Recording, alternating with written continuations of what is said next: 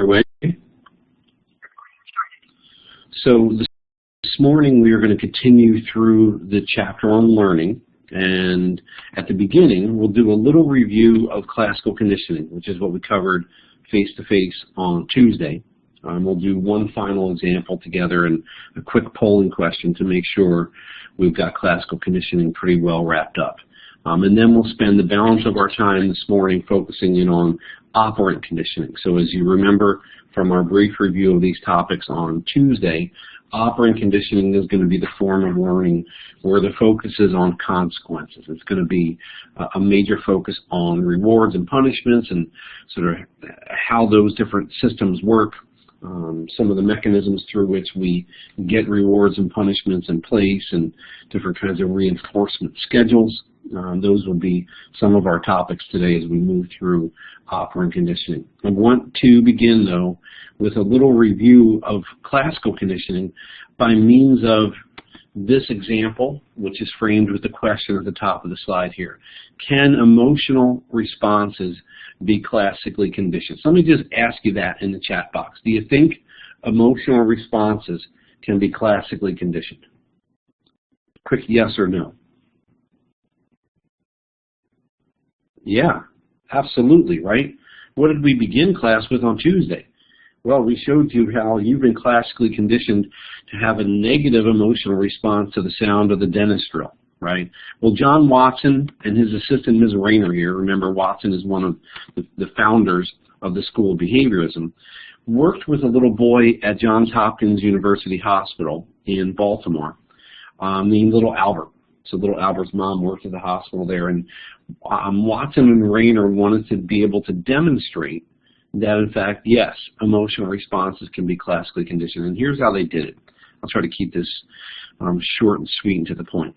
They used an unconditioned stimulus of a loud noise. In fact, what they effectively did was they banged on a metal bar, which was effectively like a gong. Okay. What is the unconditioned response that you get from an infant, a little guy like little Albert here, if you bang on something and create a loud noise right next to them? Tell me in the chat box, what's little Albert going to do when you make a really, really loud noise behind him? He's going to cry, right? So cry, fear, some kind of distress in response to the noise is going to be the unconditioned response, right? Remember, what we said was the unconditioned stimulus is a stimulus that doesn't require any prior learning to elicit that unconditioned response. It's not surprising that if you bang on a gong behind the little guy's head here, he's going to give you that fear response. During conditioning, what Watson and Rayner did was they presented little Albert with this little white rat. So the conditioned stimulus is ultimately going to become the white rat. Okay? Remember, that's the previously neutral stimulus. It's the stimulus that initially doesn't cause any kind of significant or noticeable reaction in little Albert. Okay? But what we do during conditioning is what? What do we do with that white rat? Tell me in the chat box. To make classical conditioning work, what do we have to do? We've got a CS and we've got a US. What do we have to do with those two?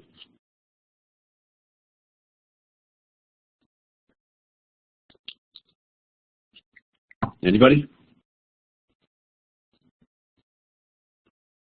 I'm going to call on Kristen, my SI leader. Yeah, she said we're going to pair them together. Thank you, Kristen. Thank you, Fatera, as well. Okay, so we're going to pair these two together. We're going to go CS and US close in time. We're going to build that link, right? Rat, noise, rat, noise, rat, noise, 3, 4, 5, 6 times.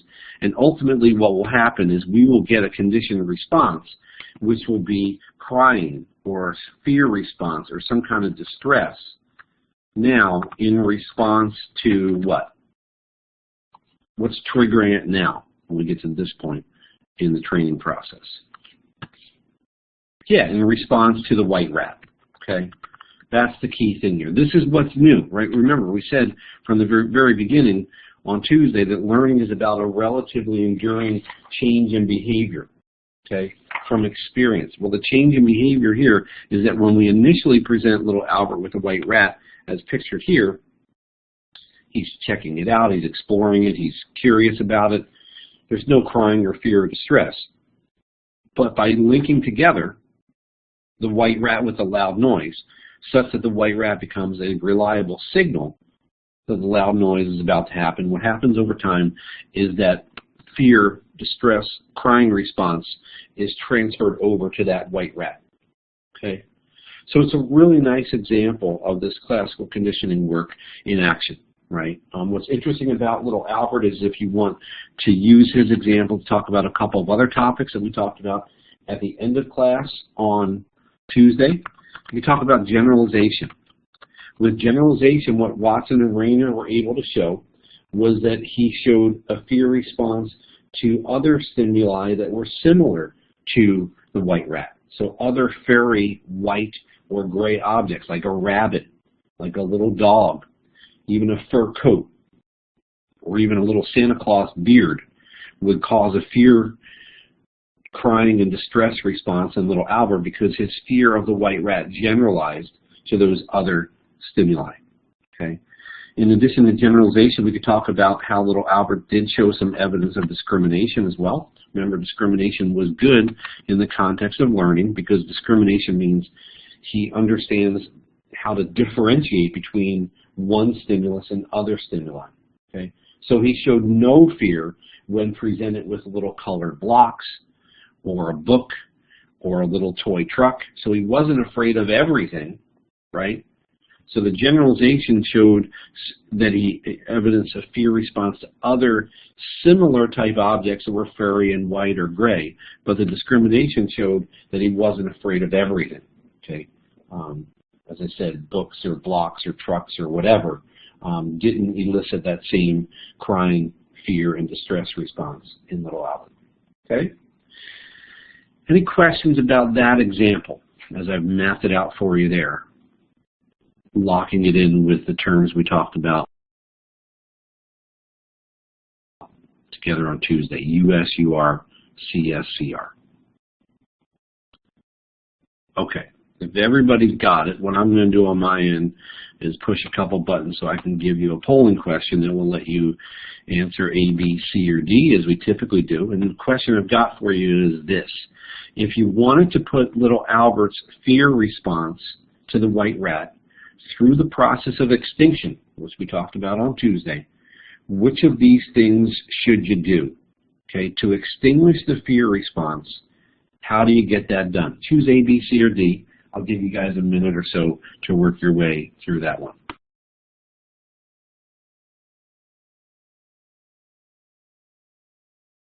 All right, we got everybody responding, so let's take a look at what you said. 11 out of 13 of us, 84% of us say that it's C. Why is it C? What's the deal with C? What are we doing there when we repeatedly present the white rat without the loud noise? How did we discuss this on Tuesday? Well, the white rat we know is the CS. Let's put that in there, right? And the loud noise was the US. So what are we presenting? Not the neutral stimulus anymore because he's showing the fear response to the white rat, so technically it's become the conditioned stimulus. So we're presenting what? You're no longer associating the white rat with a loud noise. You're going CS repeatedly without the US. That was our formula, right? So the formula again is CS repeatedly without the US. That was our formula for extinction. If I repeatedly present Pavlov's dog with the ticking of the metronome and I don't present food anymore, the dog will stop salivating in response to the metronome because we are, again, repeatedly presenting the CS without the US. Any questions about that at all? About how to do extinction for little Albert? That's how we'd help him get rid of his fear. Okay? All right, time to turn the page then and start focusing in on the second form of learning that we laid out on Tuesday called operant conditioning. So what's the deal with operant conditioning? Well, with operant conditioning, organisms are acting on, or in Skinner's terminology, operating on their environment. Okay? they're exploring things, they're pressing things, they're pushing things, they're checking out what's going on around them in a way that's different from the relatively passive responding that goes on in classical conditioning, right? We're going to look at a rat in a Skinner box. It's pictured here, and we've got it depicted for us on the next slide as well. And that rat is going to have more freedom to explore and operate on its environment than did the dogs in Pavlov's lab.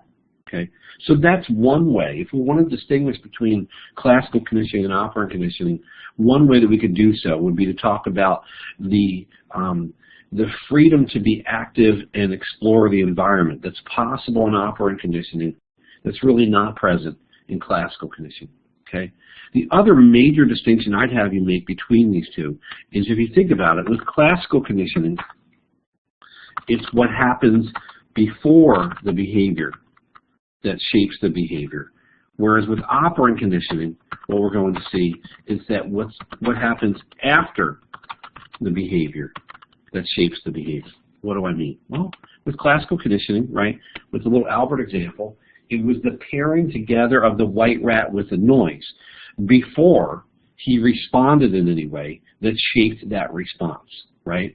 When we made it such that the white rat was a reliable predictor of the loud noise about to be presented before he responded, that's what shaped his response. With operant conditioning, it's going to be the opposite, okay? It's going to be, you do a behavior, the rat might press on a lever and might scratch on something in this box. You might turn in a homework assignment on time. And it's what happens after you do those things that shapes your behavior going forward, okay? You will learn to do more often those things that are rewarded. So if you do turn in your homework assignment on time, maybe your teacher gives you 5 points for doing so. Okay, you're being rewarded for that act after you do the behavior of turning in the homework, and so you're more likely to do that turning in the homework on time behavior in the future. Okay, rewarded acts tend to increase in frequency, and punished acts tend to decrease in frequency. Okay, so if you interrupt your teacher during class and he or she doesn't want you to be doing that, they may punish you in some way. Okay, you may lose recess time, or you may be given an additional assignment or additional activity to complete. Okay, those are potential punishments being presented to you to try to get you to stop interrupting in class. Okay, so again, with operant conditioning, I think the key word as we get started here is that we look what happens after the behavior to see what's going to happen with that behavior going forward. And the question you'll be asking yourself repeatedly when we're talking about operant conditioning examples is this: is the organism going to be more likely or less likely to do that behavior in the future? Okay, that's the basic question. With operant conditioning, is the organism going to be more likely or less likely to do that behavior in the future? Okay, if they're going to be more likely to do the behavior in the future, it's a rewarded act, and the term we're going to use here is something called reinforcement. We're going to talk about 2 forms of that in just a bit. Okay, if you determine that they're actually going to be less likely to do that behavior going forward, okay, maybe you committed a foul in a soccer match and you're given a yellow card for that foul, well, that punishment probably makes it less likely that you're going to do that same behavior again going forward. What the referee has effectively used there is a form of punishment. Okay, so we're going to talk about these 2 things a lot over the next 25 minutes or so. 2 different forms of reinforcement and 2 different forms of punishment. All right, let me stop there for a second. Any questions about the basic ideas here of operant conditioning? Number 1, that it's about what happens after you do the behavior that's shaping the behavior. And number 2, that we could talk about forms of reinforcement which make the behavior more likely to occur, or we could talk about forms of punishment which will make the behavior less likely to occur in the future. Everybody good? If you're good, tell me in the chat box so I know you're alive and awake.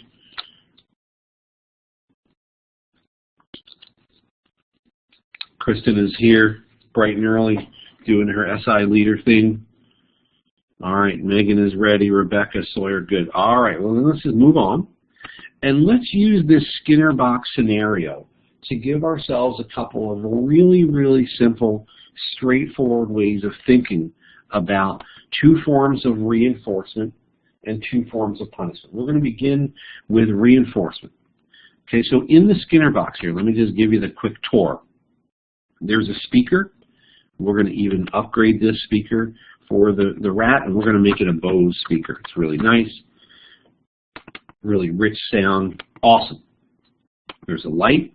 Maybe the light will flash in conjunction with the music coming out of the speaker, a little disco light kind of thing. There's a tube through which water can be presented. There's a bar or a lever here that the rat can press on, and underneath that there's a little food dispenser. Okay. There's one thing that they don't have drawn in here that I want to add, and that is we're going to assume, like most Skinner boxes, that this Skinner box has a floor underneath the rat that is actually electrified. Okay, we can actually plug the floor in and use electricity here to generate and deliver shocks to the rat's feet. Okay, I know that sounds a little bit devious, but it's going to make our job when we talk about two forms of reinforcement and two forms of punishment a heck of a lot easier. Okay, so here's the deal, guys. Let's pretend that this rat in the Skinner box is exploring its environment, and what we want to do is shape the rat's behavior so that we can train the rat to learn to press on the bar here. My question for you is this: if we want to have him increase the frequency of the behavior of pressing on the bar, what way would you suggest that we go about doing that? How are we going to get him to learn to press on the bar there? Any ideas about how to make the frequency of that behavior increase over time? That is, help the rat to learn to do the bar pressing behavior more and more. What should we do?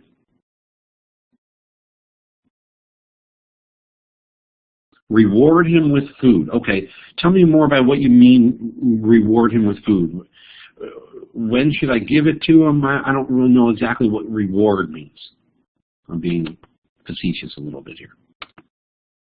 When should I give him the food? Every time he presses the bar. Thanks, Benjamin, right? Every time he presses the bar, I'm going to present him with food. And I'm going to use the word present rather than reward. Okay? So if we do that, we are putting in place something that we're going to know from this point forward as positive reinforcement. Okay? Positive reinforcement is going to be a scenario when he does the behavior that we want to see him do, that is, he presses on the bar. Then what we do is we present him with food in the food dispenser. Food pellets drop into the little cup here when he presses on the bar. So again, the sequence is you press on the bar, I present you with food. You press on the bar, I present you with food.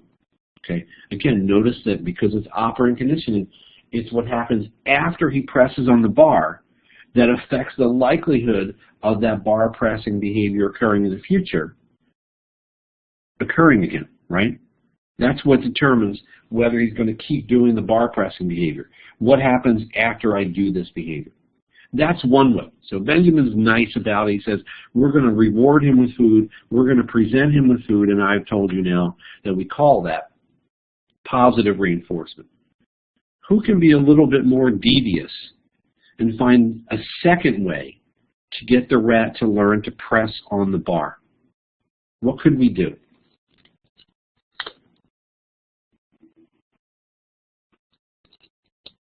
Let's see who's got a little bit of a devious nature here.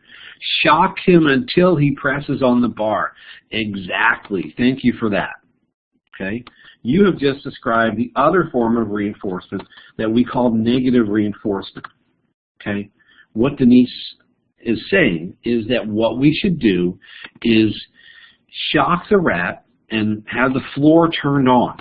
And then when the rat presses on the lever here, when he presses on the bar, what's going to happen is that the shocks will go away. Okay? Notice the verbs I'm going to use here. When he presses on the bar, we are going to remove or eliminate or help the rat avoid the shocks. Remove, eliminate, avoid. Get those words down for negative reinforcement. Those are key verbs that you'll see a lot with negative reinforcement. So remove, eliminate, avoid. Okay? I'm just looking at those three verbs. They either spell R, A-R-E, or they spell era, E-R-A. I'm trying to think of a little mnemonic for you guys, because those are very common verbs that go along with this idea of negative reinforcement. And let me tell you this right now. Negative reinforcement is the #1 concept, not only in this chapter, but in the entire course, that students mix up. Okay? I have students constantly mix up negative reinforcement with punishment. It should never happen. Here's why. Because negative reinforcement is a scenario where the rat learns to press on the bar more or less. Tell me in the chat box. With negative reinforcement, is the rat being trained to press on the bar more or less? More. Yeah, because what does he find out? That when he presses on the bar, what does it do? It helps him to remove or eliminate or avoid the shock. Okay? Notice how that's not the same. That negative reinforcement is not the same as punishment, right? When the referee punishes you, or your teacher punishes you, or your mom or dad takes away your telephone privileges, are they trying to get you to do whatever that behavior was more? Does the teacher want you to interrupt more? No. Does the referee want you to slide tackle someone from behind more? No. Do your parents want you to come home after curfew more? No. Those forms of punishment are always going to be aimed at getting you to stop doing something.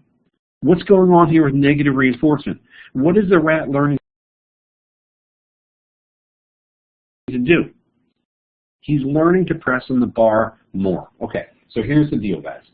Get a nice clean piece of paper in your notebook, or if you're working on a computer, insert a page break, and I want you to write at the top of the page, 2 ways to increase behavior. It's the title of my next slide here. Operant conditioning, 2 ways to increase behavior. Okay? We're going to run through these very thoroughly. I'm going to give you some more examples, and you should get your head around this really clearly. And if you don't get it the first time through, you should run off to a supplemental instruction session in the next couple days, because I guarantee you they're going to do tons and tons of work about operant conditioning. So 2 ways to increase behavior. What I want you to notice is that both ways to increase behavior are known as reinforcement. We've got positive reinforcement up here, and we've got negative reinforcement down here. So let's do these one at a time. Positive reinforcement, here's our definition. A response is strengthened by the subsequent presentation of a stimulus. It's reinforcement because something is being strengthened. That means you're more likely to do the behavior, right? So I can even type that on the slide. You're more likely to do the behavior. More likely to do the behavior. Okay? It's strengthened by the subsequent presentation of a stimulus. That's what makes it positive reinforcement. Here's the deal, guys. I think this is where I start to lose people. Positive and present both begin with P. When a lot of people see positive, they think positive in the sense of good. Do not think about good or bad here. Positive in the sense of something being presented or added. Presented or added. Okay? So it's positive in a mathematical sense. Look at the example that I built into the slide here. The child cleans his or her room, and I want to see them do that behavior more going forward, so I present them with candy as a reward. Look at the definition. A response is strengthened. They learn to clean their room more often. What's the mechanism? It's via the presentation of the candy. Okay? That's how I get this going in the direction that I want it to go in. Okay? A response is strengthened by the subsequent presentation of a stimulus. So there are a number of different positive reinforcers that we use as moms and dads and teachers and coaches and bosses and so forth. Right? We use food, we use drink, we use physical contact, we use hugs, we use attention. Incredibly powerful. by teachers and parents especially. Attention is huge, right? We use praise, we use money. All of those are what we might call positive reinforcers, okay? In a little bit, we're going to describe some of the differences across some of those different reinforcers, okay? And we're going to distinguish between primary and secondary positive reinforcers, but all of those things are positive reinforcers, okay? Let me stop there. Any question about positive reinforcement? Do you need other examples? It's March 3rd. I can tell you that I got my direct deposit paycheck yesterday. That's positive reinforcement for doing my job, right? I do what I'm supposed to do. That's the behavior that they want to see more of, so they present me with a paycheck in my checking account. Awesome. I like that because, you know, my boys like to eat a lot. So there's positive reinforcement for my teaching behavior, right, for doing what they want me to do, okay? If you come to class, what do I do when you come to class in AL201? How do I use positive reinforcement in that context? How do I present you with things? I present you with clicker points for participating and additional points for just being there. So attendance and participation, both are being rewarded. So I want you there and I want you being active, right? How do I get you guys to do homework outside of class? What do I give you? What do I present you?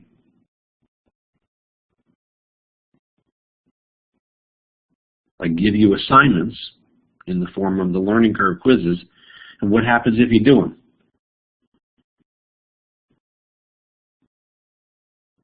I give you points, right? Yeah, I give you points, so that's positive reinforcement. Let's go to negative reinforcement down below. As I said, this is the one that trips people up. Don't let it trip you up. Okay. Negative reinforcement, a response is strengthened. That's why it's a reinforcement, because as we said, reinforcement always leads to more of a behavior.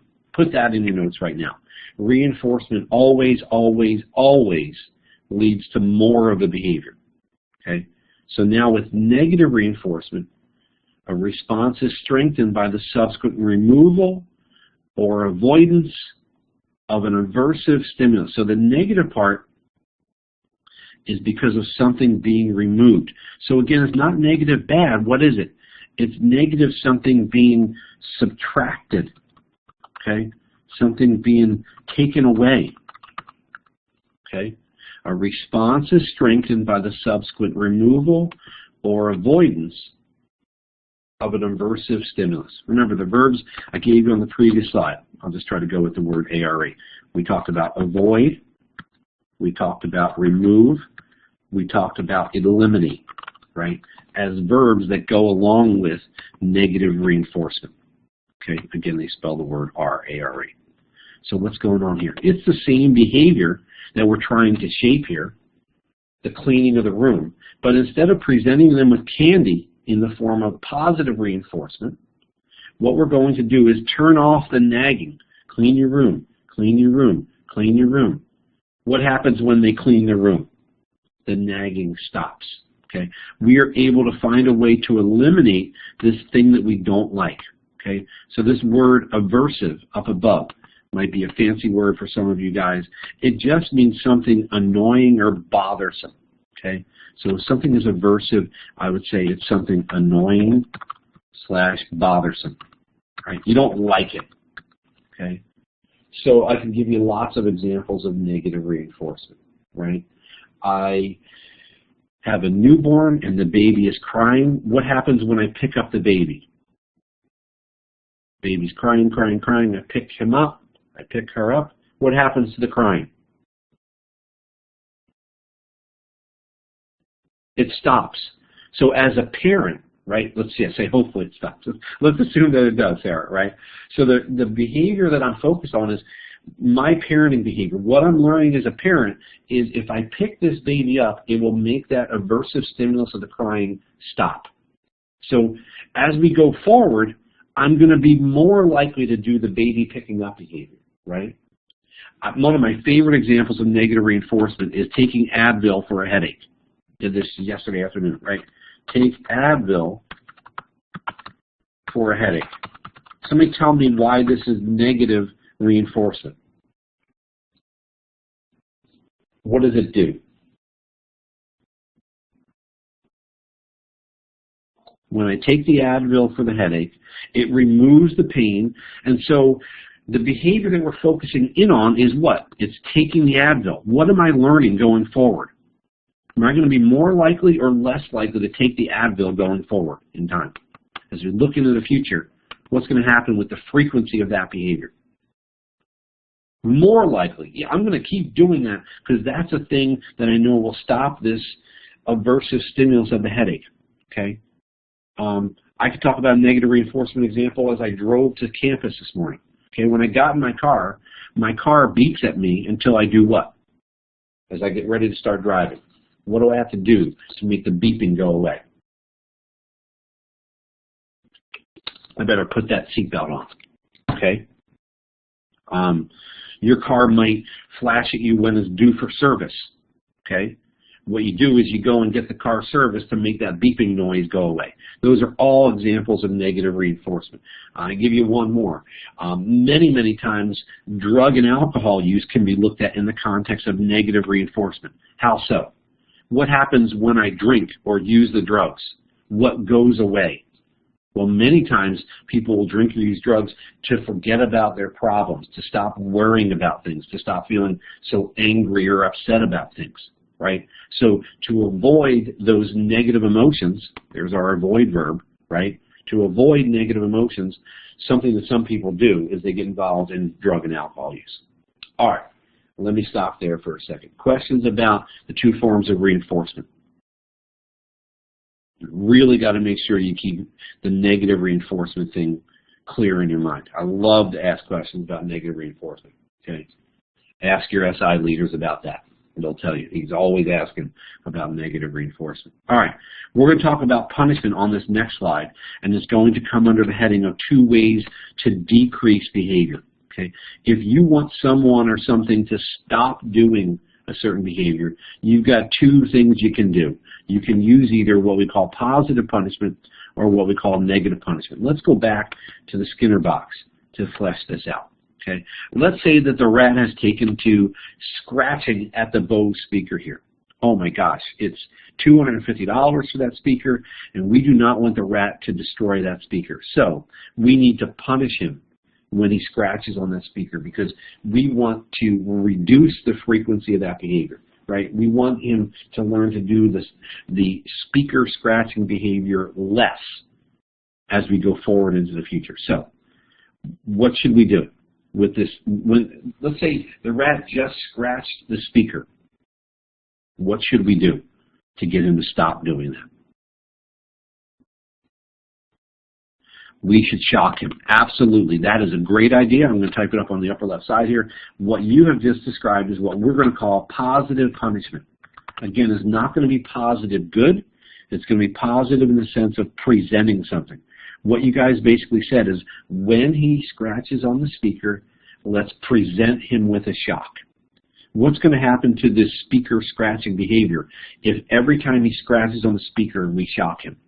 Tell me what's going to happen to the frequency of that behavior over time. What's he going to do? Yeah, Denise got it. It's going to decrease. He's going to learn to stop doing that. Is there another way to get him to stop? So he scratches on the speaker, but we're not going to shock him. We need to come up with something called negative punishment. And remember, negative is about removing something or taking something away, and I love it. Both Denise and Catherine are suggesting taking away something like his food, right?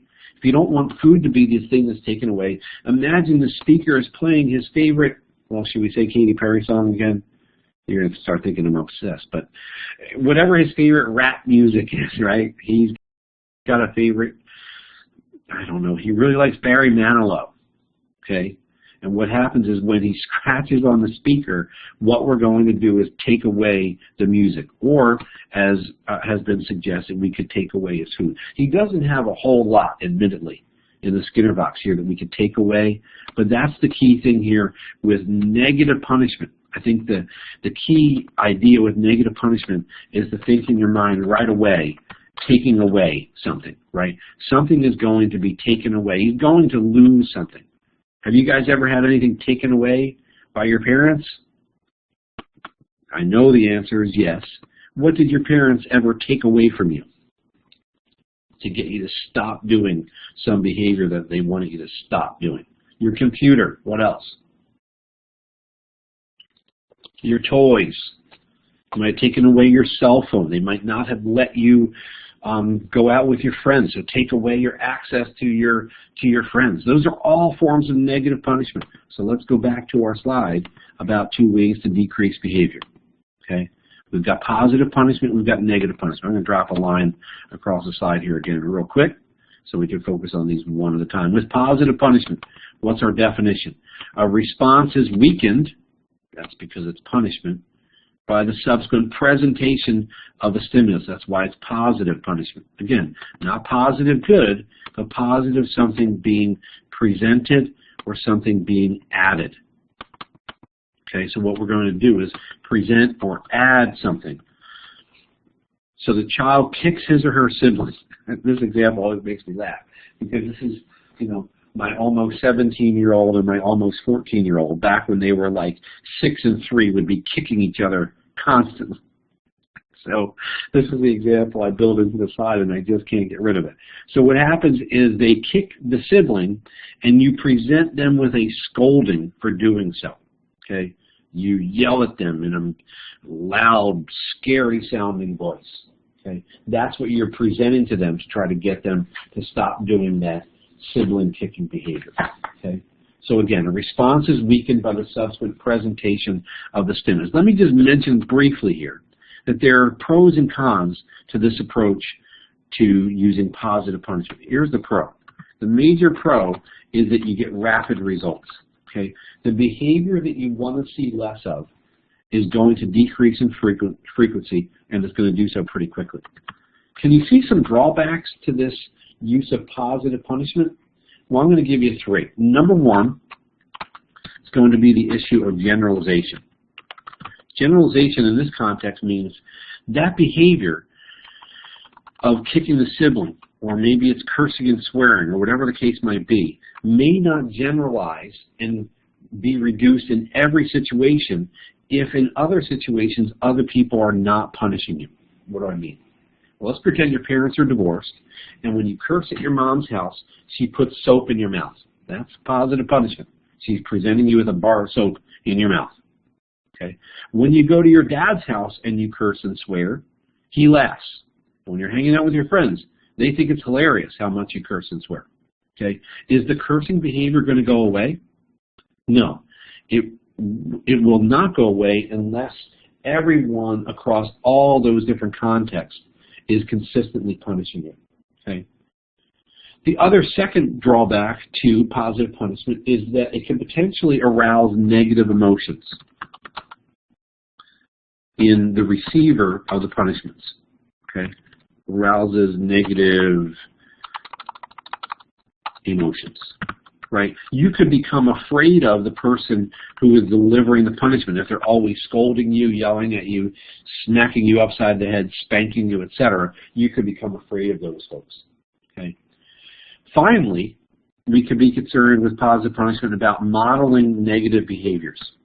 What do I mean here when I'm saying modeling negative behaviors? Well, if the only way that you can get your child to stop doing a behavior is to smack them upside the head, okay, think about what happens when they're on the playground and something doesn't go their way. Okay, if they don't want to wait in line to go on the slide, what are they going to do at the playground?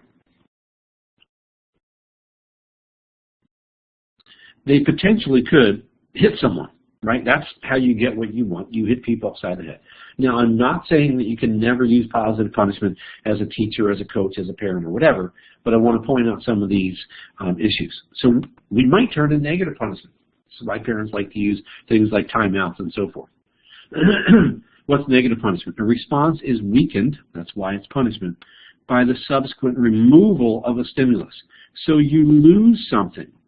Something is taken away, right? So it's negative in the sense of something being subtracted, or taken away. Okay. sometimes you'll see this negative punishment called a response cost. So you do a behavior, and there's a cost for doing the behavior that you did, because it's one that we don't want to see you keep doing. Your prototypical example of negative punishment, by the way, would be something like a timeout. Okay? What you lose in the context of a timeout is access to whatever's going on in your environment. You can't play with the other kids at recess. You can't partake of the activities at the birthday party. Because why? Because you just kicked your sibling. Okay? Another way to do negative punishment here is when you kick the sibling, what I do is I take away your favorite toy. Okay? Megan mentioned this earlier, right? Taking away something like that. Okay? The advantages of negative punishment versus the positive punishment is that you are less likely to create the fear or the negative emotions that we mentioned here about positive punishment, right? Your children don't become afraid of you because you're not slapping them upside the head all the time. And you're also not modeling negative, aggressive, or violent behavior. What are you modeling? You're modeling taking away things, okay? And I vividly remember when my oldest was about 6 and my middle one was about 3. And the middle one would do something to the older one. And instead of saying smack him upside the head, my oldest would say, he really likes that fire truck. That's the thing you should take away. Right? So I wasn't so much modeling smacking people upside the head. I was modeling response costs, right? Negative punishments where when you do something, the consequence is that you lose something that you like, right? You can't have your computer, you can't have access to your friends, you're not allowed to go to the dance, etc., right? You're not allowed to use the car this weekend. Those would all be negative punishments because there's something being lost, okay? Let me stop there for a second. Questions about negative punishment or positive punishment? Let's go back for a second. Do you see how all this punishment stuff is totally not the same as negative reinforcement? Somebody's going to mix these up. Don't let it be you. What's the fundamental difference between negative reinforcement and these two forms of punishment? What's the very, very basic difference here? Tell me in the chat box.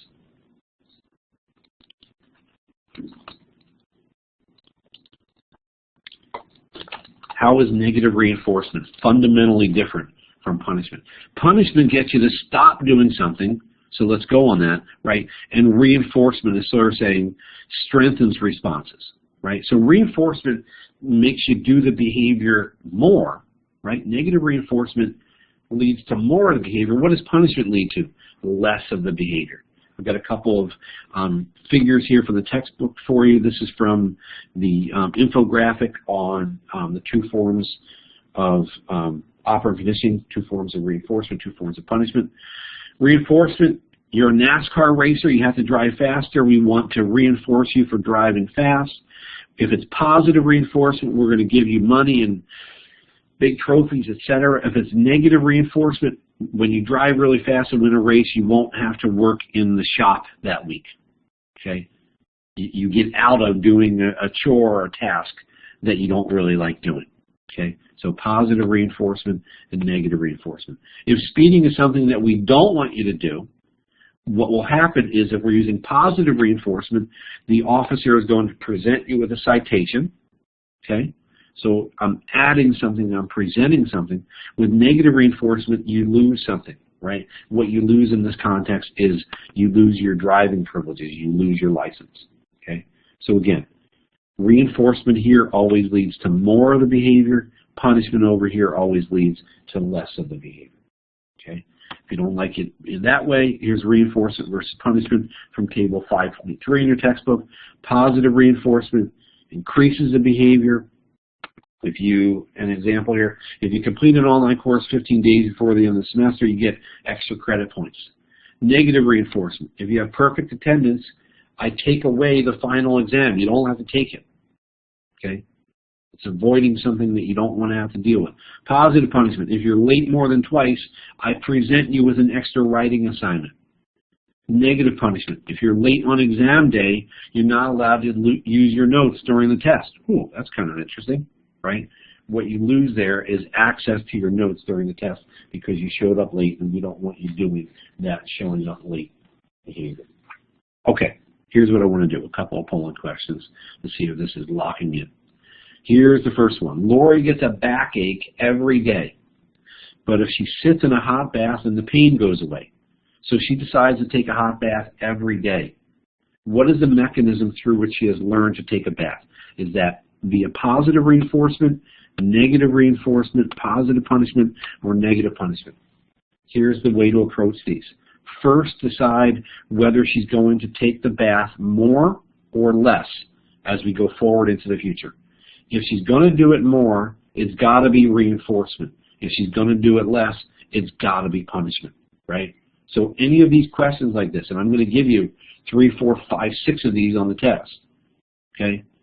Any of these, you should be able to get down to a 50-50 choice, because you should know that it's definitely reinforcement or it's definitely punishment, okay? If you guess a punishment answer when it's reinforcement, you really don't know what you're doing, okay? Let me give you guys 30 seconds to think your way through this one.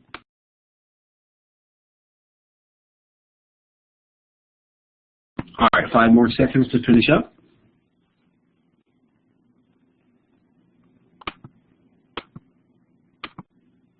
All right, let's take a look at what you guys thought here.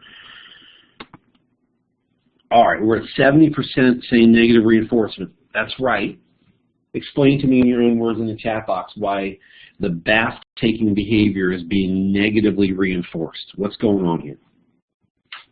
Explain it to me in your own words, if you would. Okay? It takes away the pain. So it's got to be reinforcement because she's learning to do it more. Okay? And the mechanism through which she's learning to do it is it helps her take away or avoid the pain, right? Avoid, remove, eliminate are 3 verbs we like here, right? Questions about that one at all? Anybody chose positive reinforcement? Is anybody still confused about why that is?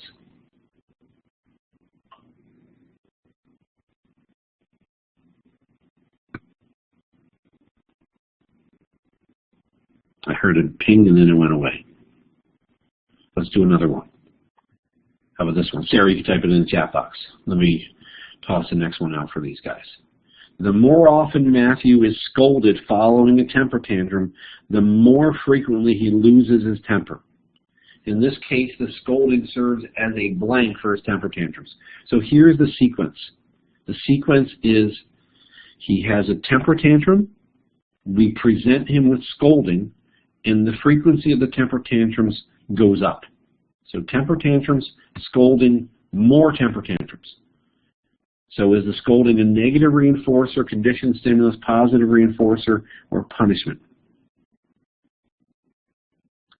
Right. Generally speaking, Sarah, when it's a negative reinforcement scenario, it's going to be you did something and that helped you to avoid, remove, or eliminate something, right? So I use an umbrella to avoid getting wet. The umbrella usage behavior is negatively reinforced. Does that make sense? Perfect. Great. That's a good question. You're probably not the only one a little bit confused on this, all right? So again, look at this one. Matthew has a temper tantrum. We present him with a scolding, and he actually has more temper tantrums going forward. What's going on there? I'll give you guys another 30 seconds on this one.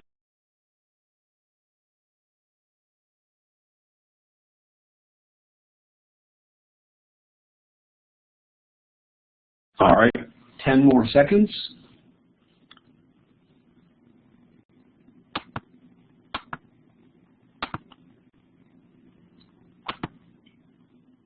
Awesome, here you go. We're still at 70%. Okay, it's a positive reinforcer. Now clearly the scolding is intended to get him to stop having the temper tantrums, right? But what's going on here? Temper tantrums, I present him with the scolding, and the temper tantrum frequency goes up. So it's a positive reinforcer because the behavior increases, so it's got to be reinforcement. And the mechanism is via the presentation of the scolding, okay? Questions on that one?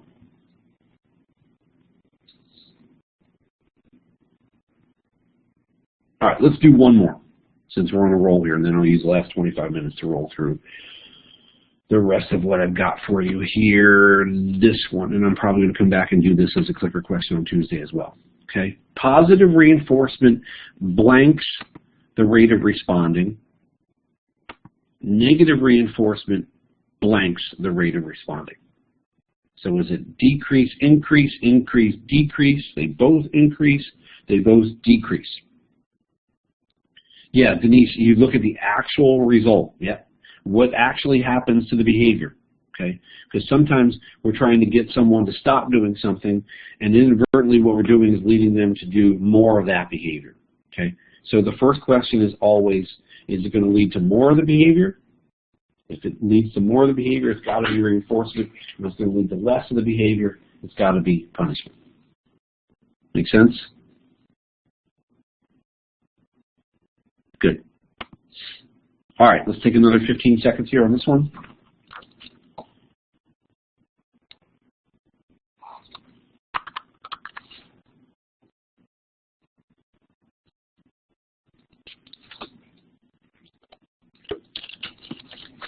All right, guys, let's take a look at the third polling question in a row here.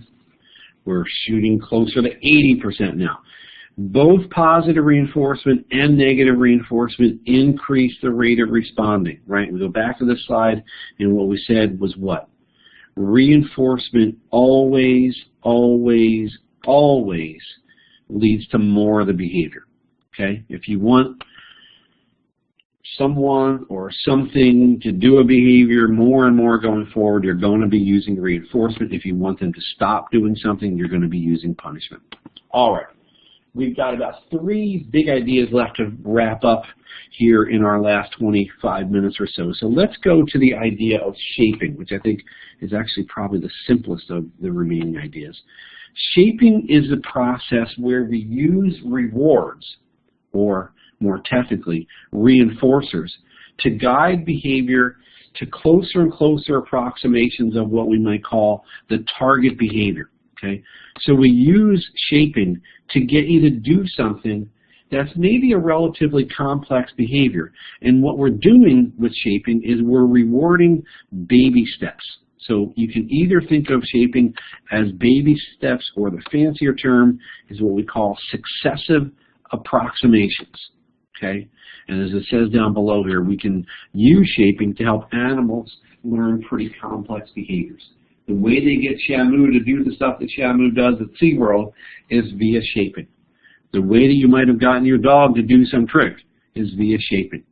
The way that you get your kids to learn how to make their beds is via shaping. The way that you get your second baseman and shortstop to learn how to turn a double play is via shaping.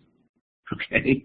So we want you ultimately to do some bigger, more complex target behavior. So what we do is we reward you for steps in the right direction, right? Think about it.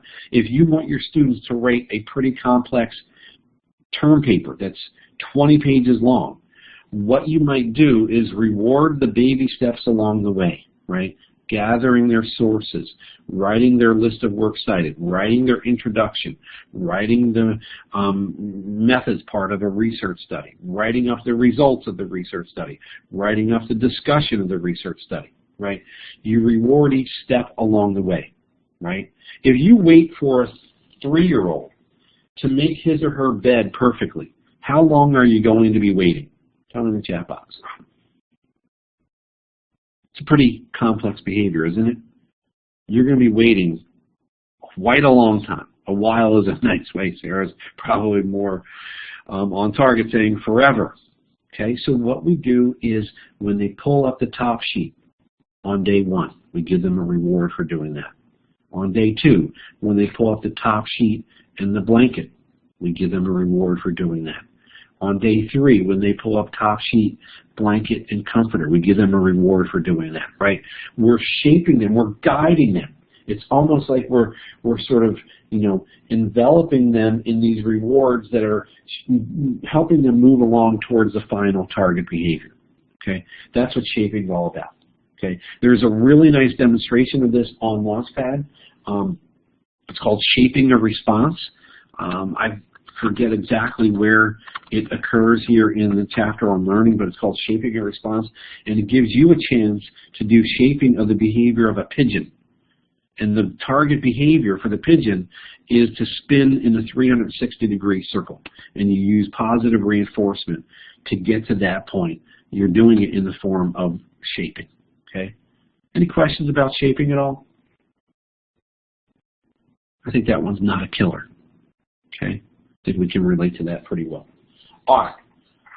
Two more big ideas to talk about. First of the final two big ideas is the distinction to be made between primary reinforcers and secondary reinforcers. So let me drop a line across the slide here to differentiate these two. Primary reinforcers are reinforcers that are innately satisfying, that are innately reinforcing, like those that satisfy a biological need.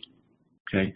So when I present the rat in the Skinner box with food or water, I'm not going to get into sex example for the rat in the Skinner box, but any of those are rewards that directly address a biological need. We refer to those as primary reinforcers.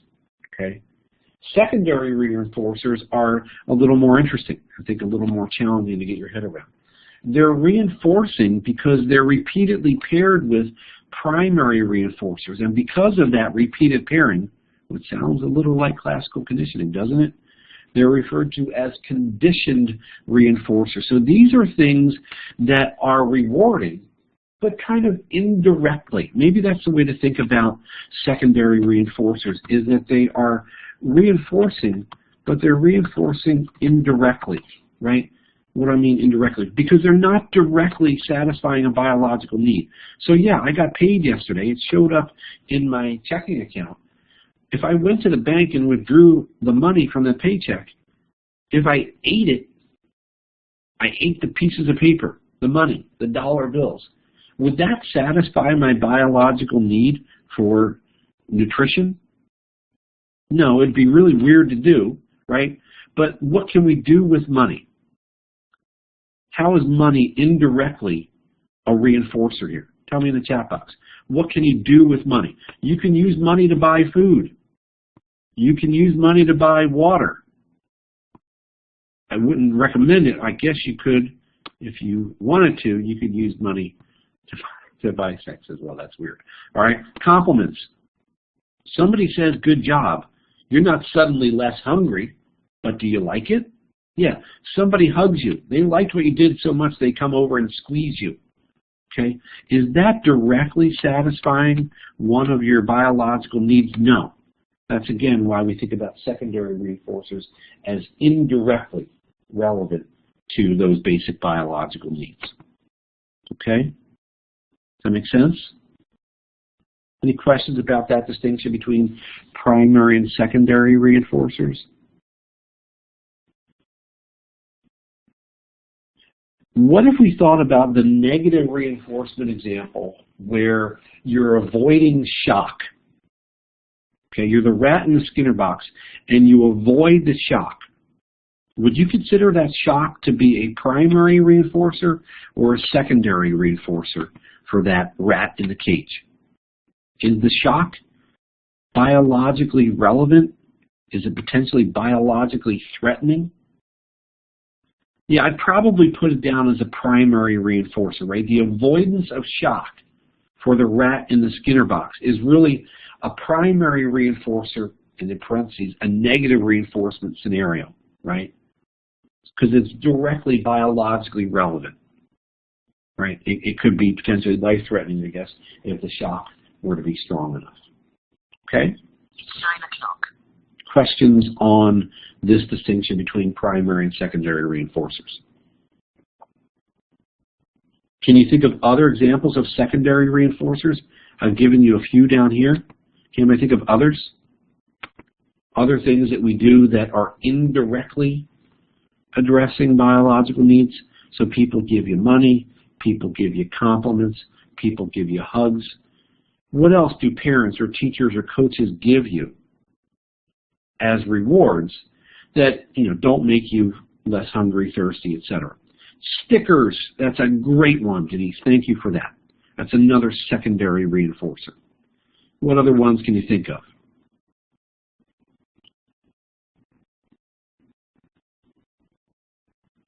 How about this? Prizes like little toys, right? What about applause? I like what you did so much, I'm going to bang my hands together really hard. Okay, cheering, chanting your name, singing a song to you, etc. Those would be secondary reinforcers. All right, looks like you guys have got it. Last 15 minutes, let's talk about reinforcement schedules.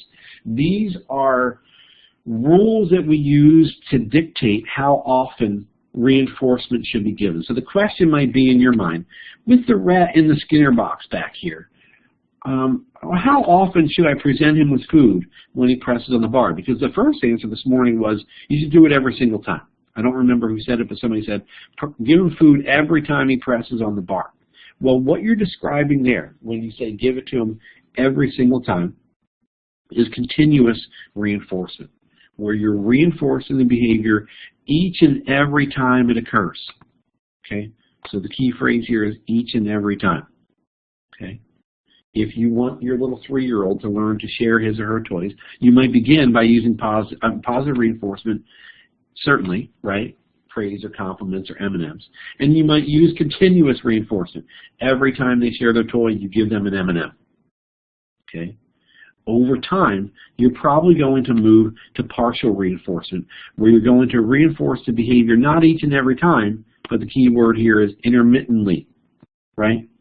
It means kind of like every once in a while or every few times that they do the behavior.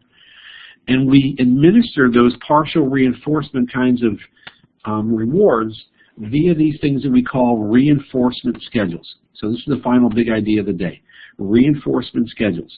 And what I'm going to tell you here before we turn the page and go to the final couple of slides is that reinforcement schedules are going to be administered either based on the number of responses that you engage in, or they're going to be administered via something related to the passage of time.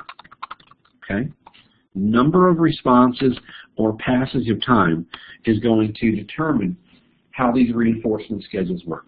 Okay? Because sometimes what will happen is you'll get paid for doing a behavior after you've done it X number of times, right? So you're a car salesperson, and after you successfully sell a car 10 times, you get a reward. That's a number of responses time.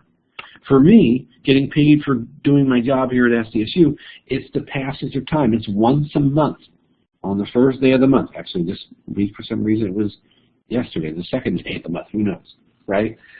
The passage of time. Once a month, you get the paycheck for doing that job. Okay? You're doing the behavior during that month leading up to that first of the month, right? And then you get paid on the first of the month. So when we talk about number of responses, we're going to call those schedules of reinforcement ratio schedules. So ratio schedules are based on the number of responses. How many times did you do X? That's what determines the presentation of the reinforcer on a ratio schedule reinforcement schedule. Okay? So with ratio schedules, the reinforcer is given after a fixed number of unreinforced responses. So this is a fixed ratio scenario. Let me explain that again. Fixed ratio schedules are when the reinforcer is given after a fixed number of non-reinforced responses. So this is the car salesman, right? He's getting a reward for every 10th car. No reward on cars 1 through 9. Car number 10, $1,000 bonus. 11 through 19, nothing. Number 20, a $2,000 bonus. 21 through 29, nothing. Number 30, a $3,000 bonus, right? A fixed ratio, a set number of responses has to occur before the reward is given, right? If you were given stickers, like Denise is describing down below, as a secondary reinforcer, maybe it was a set number of days in a row you had to turn in your homework. And 3 consecutive days, 1, 2, 3 times, I present you with a sticker for doing that. It's a fixed ratio. It's a set number of times that you have to do something to get some reward. A variable ratio schedule is still based on the number of responses, but now the reinforcer is given after a variable number of non-reinforced responses. You know where we've got variable ratio reinforcement going on? This woman with the slot machine. Not all that different from the rat pressing the lever, right? She's pulling on the arm, or I guess now pressing the button on most of the slot machines. And she wins maybe on average every 5th time, but she doesn't win on polls 5, 10, 15, and 20. She might win on poll 2, poll 9, poll 12, and poll 20, right? 20 polls, she won 4 times. It averages out 20 over 4 is every 5th one, but it's not exactly every 5th one. So again, the reinforcer is given after a variable number of non-reinforced responses. If you like to go fishing, your casting behavior, tossing it out there, trying to catch a fish, right, with your fishing rod, is reinforced on a variable ratio schedule. Okay, it's a variable number of times that you have to do something before you get rewarded for doing so. If you are selling vacuums door to door, because it's 1950 something, it's a variable number of doors that you need to knock on before you get rewarded for doing that behavior. You might sell one maybe every 20th house that you knock on, right? But it's not number 20, 40, 60, and 80. It averages out to that variable ratio. Interval schedules are different. They're based on the time since last reward. So I said on the previous slide, this is about the passage of time. Fixed interval schedules is when the reinforcer is given after a fixed time interval has elapsed. This is you getting paid every 2 weeks. This is me getting paid once a month, right? This is you getting to have a treat of ice cream before bed once a day at 8 o'clock at night. Okay? This is you checking for the U.S. mail in your mailbox, which only comes once a day at 1 p.m. Okay? Variable interval schedules, in contrast, are when the reinforcer is given for a response that occurs after a variable time interval. So rather than U.S. mail, if you're checking for email, that's going to be reinforced. That checking for email behavior is going to be reinforced on a variable interval schedule. Or if you're surfing and you're waiting for a really good wave, surfing is, and waiting for a really good wave is reinforced on a variable interval schedule. Okay, you might have good waves, let's say between 10 and 11 o'clock this morning, at 10:08, 10:14, 10:39, 10:51, and 10:55. I don't know, were there about 5 of those good waves over the course of an hour? It's about every 12 minutes, but it's not exactly every 12 minutes, right? That's why it's variable interval versus you getting paid every 2 weeks on a Friday. That's a set amount of time that has to pass before you get rewarded for doing your job. Okay? Questions about ratio schedules or interval schedules?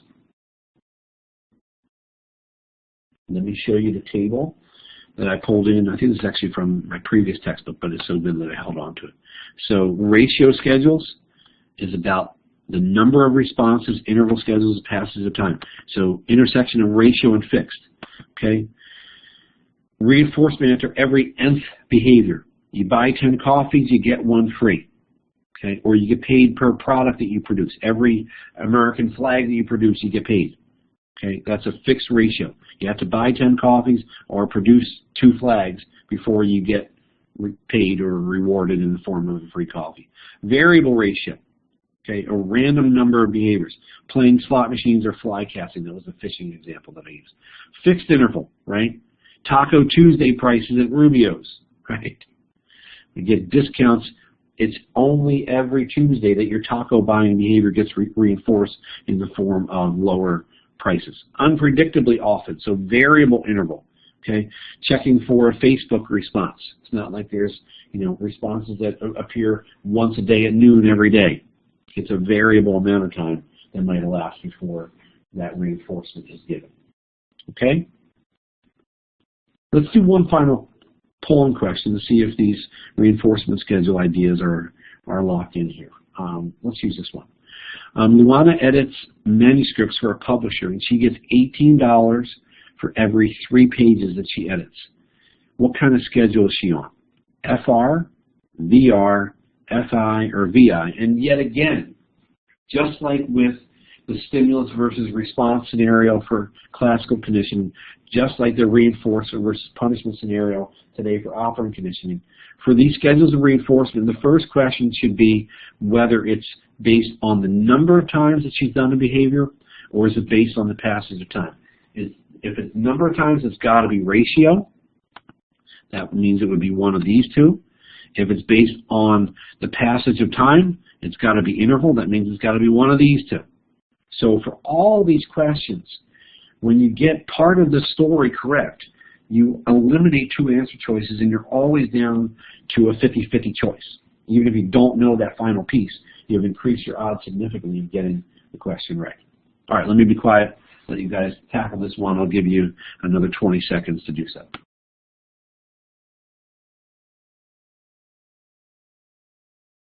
All right, 5 more seconds, folks.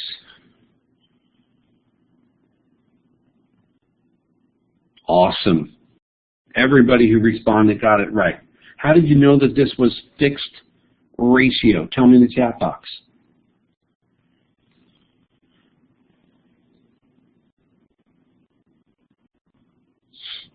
Yeah, it's per unit. I like how you said that, Sawyer, right? It's every 3 pages, right? She gets $18 on pages 3, 6, 9, 12, 15, and so forth. Okay? Really, really good. Looks like you guys have got your head around that. Any questions on that? Or because we're running out of time here, any questions on anything that we ran through today here on operant conditioning?